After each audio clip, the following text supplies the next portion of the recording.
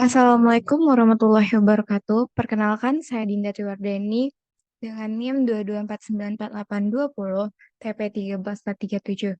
Nah, di kesempatan kali ini saya akan mempresentasikan untuk variabel aplikasi variabel random pada jurnal yang berjudul Factors Influencing the Adaptation of Farm Management Information System atau yang disingkat dengan FMIS by Brazilian Citrus Farmer. Nah, ini digunakan untuk memenuhi tugas untuk ujian tengah semester. Nah, dapat dilihat ini adalah jurnalnya, yaitu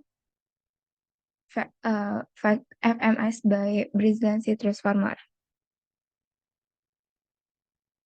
Nah, ini merupakan tujuan dari penelitian ini, yaitu untuk mengetahui faktor-faktor apa aja sih yang menentukan petani itu dalam mengambil keputusan untuk menggunakan teknologi komputer dan sistem informasi pada manajemen pertanian jeruk. Jadi, apa faktor-faktor yang mempengaruhi petani tersebut untuk menggunakan teknologi di pertaniannya?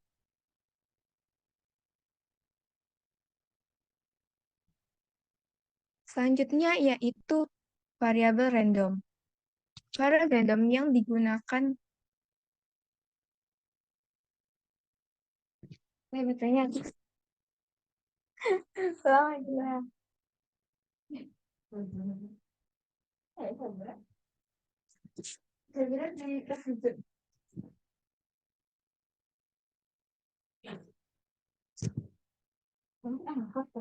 Iya, tidak selama gitu.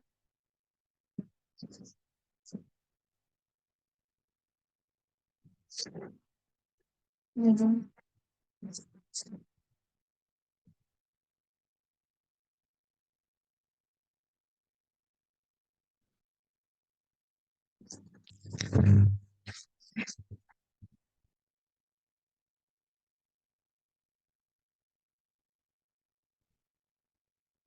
Assalamualaikum warahmatullahi wabarakatuh. Perkenalkan saya Dinda Triwardeni dengan nomor induk mahasiswa 224948820 TP 13437, yaitu pada kesempatan kali ini saya ingin mempresentasikan aplikasi variabel random pada jurnal yang berjudul Factors Influencing the Adaptation of Farm Management Information System atau yang disingkat dengan FMIS by Brazilian Citrus Farmer. Presentasi ini bertujuan untuk memenuhi tugas ujian tengah semester. Mata kuliah statistika, program studi teknologi pangan dan hasil pertanian. Nah, ini merupakan jurnal yang telah kami bahas bersama kelompok 11, yaitu dapat dilihat pada slide.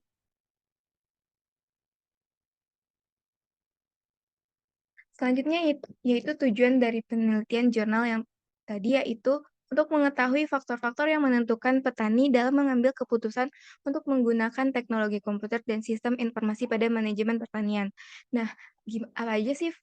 Jadi tujuannya itu adalah mengetahui faktor-faktor apa saja yang menentukan petani tersebut untuk menggunakan teknologi pada pertaniannya. Selanjutnya di sini adalah variabel random yang digunakan pada penelitian ini adalah menggunakan variabel random discrete. Kenapa hal demikian? Karena pada jurnal ini didapatkan bahwa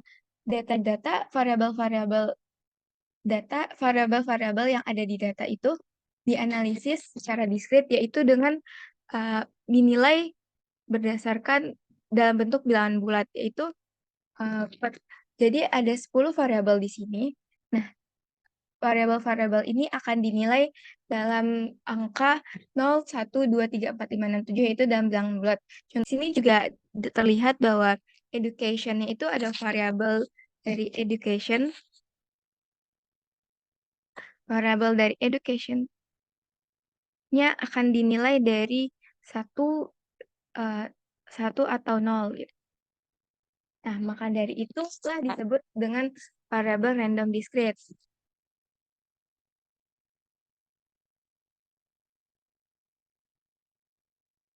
Nah, contohnya juga pengaplikasian dari variabel random discrete ini fungsinya untuk menentukan di sini peneliti menentukan, mmm 3 variabel dari 10 variabel didapat bahwa peneliti mendapatkan bahwa 3 variabel ini signifikan secara statistik untuk menentukan, mmm,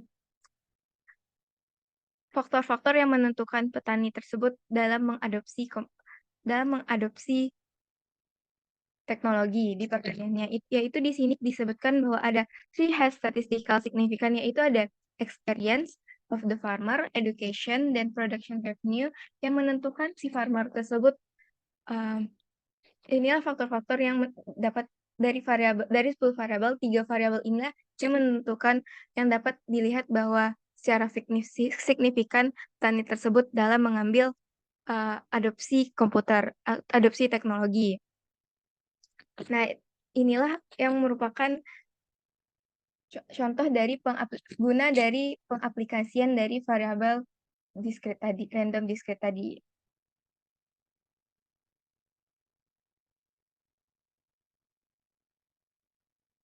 Selanjutnya di sini ada distribusi yang digunakan oleh peneliti dalam menganalisa datanya itu menggunakan distribusi Poisson, yaitu distribusi yang di mana digunakan referensi atau penelitian terdahulu yang digunakan untuk parameter sebagai prediksi dari probabilitas penelitian yang saat ini dilakukan. Jadi peneliti ini, mmm, memprediksi kemungkinan dari penelitiannya itu dengan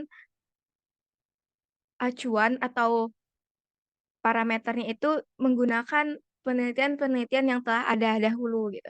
Seperti contohnya ini, peneliti mengatakan bahwa dari penelitiannya, education of the farmer had a statistical significance. Berarti edukasi dari petani itu memiliki, positif efek bagi si adaptasi komputernya. Nah, itu tuh as expected, eee, sesuai sama penelitian yang sebelumnya. Jadi, berarti prediksinya ini benar gitu. Sama-sama karena sesuai dengan parameter yang digunakan peneliti pada referensi dari Woodburn et al. Pada tahun 1964. Jadi di digunakan distribusi Poisson karena peneliti itu memprediksi kemungkinannya dengan melihat penelitian-penelitian sebelumnya gitu. Dapat dilihat bahwa prediksinya itu benar karena dia memprediksi sesuai dengan referensi yang ada. Jadi referensi eee, edu hasil penelitiannya itu dapat dilihat bahwa adanya positif efek dari education farmer. Nah, penelitiannya itu prediksinya itu benar karena dia, memprediksi berdasarkan penelitian Woodburn yang mengatakan juga, farmers education itu positif eee, mengadopsi of mengadopsi komputer gitu. Nah, selanjutnya kita masuk dalam kesimpulan dari penelitian yang dilakukan oleh peneliti. Jadi ada 2 kesimpulan yang ditarik yaitu, adopsi penggunaan FMIS dipengaruhi secara positif oleh, beberapa faktor yaitu kepercayaan diri dalam manajemen, pendapatan hasil produksi pertanian, dan bantuan teknis dalam kegiatan pertanian itu. Kesimpulan yang kedua yaitu adanya, eee adopsi penggunaan FMIS pada pertanian dipengaruhi secara positif oleh penyesuaian kontrak dan pengalaman petani.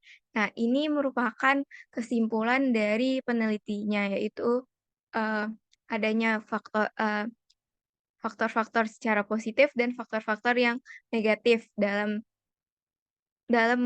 menjadikan petani tersebut menggunakan teknologi atau tidaknya. Nah, sekian dari saya atas perhatiannya. Terima kasih dan assalamualaikum warahmatullahi wabarakatuh.